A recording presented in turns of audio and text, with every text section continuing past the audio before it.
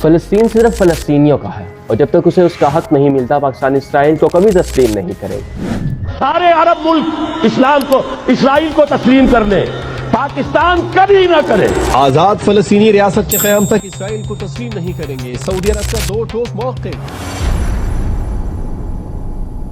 2020 میں امریکی صدر ڈونلڈ ٹرمپ نے دنیا کے سامنے ایک ایسا منصوبہ رکھا جسے ابراہیمی معاہدہ یا ابراہم اکارڈز کہا گیا۔ یہ معاہدہ بظاہر تو مسلمانوں، عیسائیوں اور یہودیوں کے درمیان امن کا پیغام تھا، مگر حقیقت میں اس کا بنیادی مقصد عرب ممالک اور اسلامک ممالک کو اسرائیل کو تسلیم کروانا تھا۔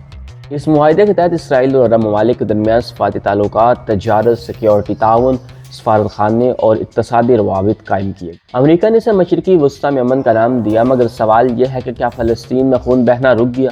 کیا فلسطین کے بچے پر بم گرنا بند ہو گئی؟ کیا مسجد اقصی آزاد ہو گئی؟ اگر نہیں تو پھر یہ کیسا امن؟ فلسطینی اپنے گھروں سے بے دخل ہو چکے ہیں، غزہ خنڈر بن چکا ہے اور دنیا معاہدوں کے کاغذ لہرا رہی ہے۔ یہی وجہ ہے کہ بہت سے لوگ ابراہیمی معاہدے کو کوئی امن نہیں بلکہ اسرائیل کو عرب ممالک کے اندر قبول کروانے کی ایک سیاسی چال سمجھتے ہیں۔ ڈونلڈ ٹرمپ نے حالیہ بیان میں سعودی عرب، قطر اور پاکستان سمیت دیگر کئی اسلامک ممالک کو ابراہیمی معاہدے پر دستخط کرنے کا کہا۔ اس معاہدے کے متعلق یہ بھی کہا کہ یہ مالی، معاشی اور سماجی انقلاب لائے گا۔ مگر سوال یہ ہے کہ کیا امریکہ نے کبھی عرب ممالک کو عزت دی بھی ہے یا صرف اپنے مفادات کے لیے استعمال کیا ہے؟ غزہ جلتا رہا، فلسطینی بچے مرتے رہے اور وہ اسرائیل جسے امن کا نشان بتایا جا رہا تھا اسی نے ہی سب سے زیادہ تباہی بھی مچائی۔ سعودی عرب اور دیگر عرب ممالک کو یہ سوچنا ہوگا کہ آخر کب تک وہ دوسروں کے اشاروں پر چلتے رہیں گے۔ اللہ نے انہیں عزت دی، انہیں وسائل دی، انہیں طاقت دی۔ اس کے باوجود بھی اگر کوئی قوم اللہ کے دروازے کو چھوڑ کر کسی دوسرے دروازے پر عزت تلاش کرنے کے لیے جائے گی تو ذلت اس کا مقدر بن جائے گی، اور ذلت اس وقت عربوں کا مقدر بن چکی ہے۔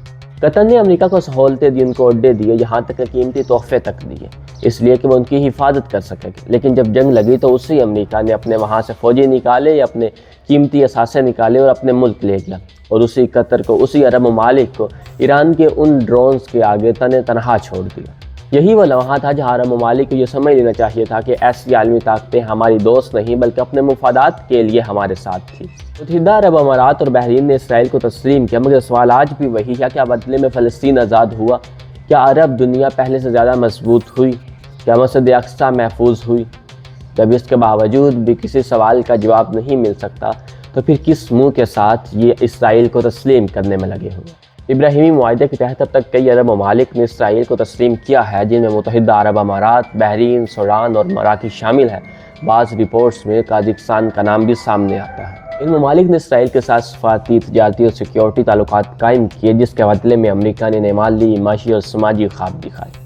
لیکن دوسری طرف دنیا بھر میں یہ سوال آج بھی موجود ہے کہ جب تک فلسطین کا مسئلہ ہی حل نہیں ہوا تو پھر اسرائیل کو تسلیم کرنے کی اتنی جلدی کیا ہے؟ یہی وجہ ہے کہ بہت سے اسلامک ممالک اب بھی اس معاہدے سے دور ہے، کیونکہ ان کے نزدیک فلسطین کا مسئلہ صرف ایک زمین کا مسئلہ نہیں بلکہ امت مسلمہ کے وقار اور ان کا قبلہ اول کا مسئلہ ہے۔ اس سارے معاملے میں شاید پاکستان دنیا کا واحد اسلامک ملک ہے جس نے اپنے قیام سے لے کر آج تک اسرائیل کو کسی بھی جگہ پر تسلیم نہیں کیا، اور یہ موقف اس بات کا ثبوت ہے کہ یہ صرف ایک سیاسی فیصلہ نہیں بلکہ ایک نظریہ اور ایک تاریخی موقف ہے۔ فلسطینیوں کے ساتھ یکجہتی اور ان کے ساتھ کھڑے ہونے کا اعلان بھی ہے۔ بانی پاکستان قائد اعظم محمد علی جناح نے واضح الفاظ میں کہا تھا کہ فلسطین فلسطینیوں کا ہے اور مسلمانوں کے حقوق پر کوئی سمجھوتا نہیں کیا جا سکتا۔ یہی وجہ ہے کہ قائد اعظم کے بعد آنے والی حکومتیں، چاہے وہ سول ہو یا عسکری، عالمی دباؤ کے باوجود بھی نہ تو اسرائیل کو تسلیم کر سکتی ہے اور نہ ہی کبھی تسلیم کرے گی۔ یہاں تک کہ پاکستانی پاسپورٹ کے اوپر یہ واضح الفاظ میں لکھا گیا کہ یہ اسرائیل جانے کے لیے کارآمد نہیں ہے، اور حالیہ دنوں میں جب وزیر دفاع خواجہ آصف سے ابراہیمی معاہدے کے حوالے سے سوال کیا گیا تو انہوں نے بھی صاف الفاظ میں کہا کہ پاکستان اسرائیل کو تسلیم نہیں کرتا اور نہ ہی ابراہیمی معاہدے کا حصہ بننے کا کوئی ارادہ رکھتا۔ پاکستان کا موقف آج بھی وہی ہے جو برسوں پہلے تھا کہ جب تک فلسطینیوں کو 1967 سے پہلے والی آزاد خود مختار ریاست نہیں ملتی، قدس شریف کا شہر ان کا دارالحکومت نہیں بنتا، فلسطینیوں کو حق خودداریت واپس نہیں ملتی، تب تک پاکستان اسرائیل کو نہ تو تسلیم کرے گا اور نہ ہی کبھی کر سکتا ہے۔ یہی وجہ ہے کہ یہ ساری چیزیں آج بھی پاکستان کے لیے صرف سفارتکاری نہیں بلکہ ان کے اسلامک بلیف کا ایک اہم حصہ ہے، اور آج جب دنیا مفادات کے پیچھے بھاگ رہی ہے وہاں پاکستان امت مسلمہ کو یہ یاد دلانے میں لگا ہوا ہے کہ کچھ ایسے اصول بھی ہوتے ہیں جنہیں تجارت، طاقت یا دباؤ کے بدلے میں بیچا نہیں جا سکتا۔ فلسطین صرف زمین کا ایک ٹکڑا نہیں بلکہ مسلمانوں کو قبلہ اول، مظلوموں کی آہ اور امت کے ضمیروں کا امتحان بھی ہے، اور شاید اسی لیے پاکستان آج بھی اپنے موقف پر ڈٹا ہوا ہے اور کسی صورت میں بھی اسرائیل کو تسلیم نہیں کرے گا۔